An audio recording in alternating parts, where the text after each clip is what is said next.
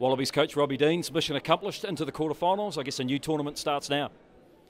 Yeah, it does. The purpose of round robin is to resolve those that make the playoffs. They're now settled predominantly. There's still a couple of fixtures to go tomorrow. One in particular that we'll take a lot of interest in, between Italy and Ireland.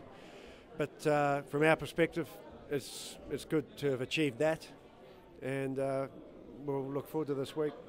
How hard was it for the guys in that second half? They'd built up a big lead, obviously fell away a bit, but conditions made it harder. Was it a valid excuse, or are you disappointed with what happened? Oh, I'm not disappointed. I mean, circumstance was unique, really, when you look at some of the positions that players were in, and that was brought about because of our injury circumstance, obviously. I thought Radicki was remarkable in what he was able to do. There's not too many loose forwards in the world that could do that. We had Phipsy went onto the wing, and it was pretty disrupted. But like I said, we've achieved what we wanted out of the round robin, and we're now looking towards the playoffs. Obviously, as you alluded to, the conditions also made it more difficult, but so did the Russians. And they played some good rugby, and that's been one of the highlights for me for the tournament, has been the positive nature of the play of some of the nations like USA and Russia.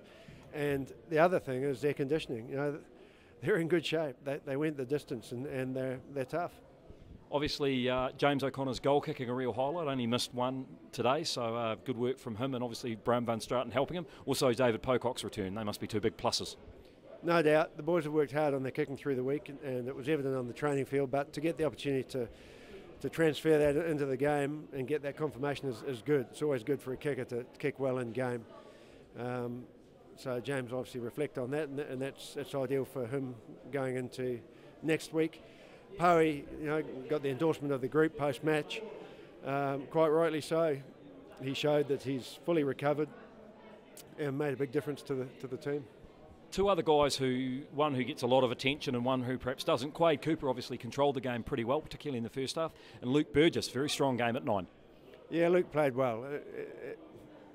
You know what you're going to get from Luke. He's a good footballer. He's strong, defends well, and takes a lot on himself in those physical exchanges.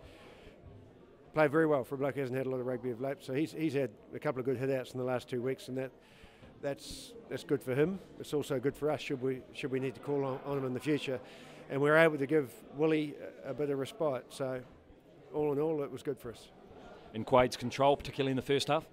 Yeah, Quade made some good choices. It would have been tempting to overplay his hand, but he took some percentage options at times that just maintained the pressure, and that approach is going to be critical going forward, because against if it's whomever we meet at playoff time, the defensive line is going to be pretty torrid. So good choices will be key.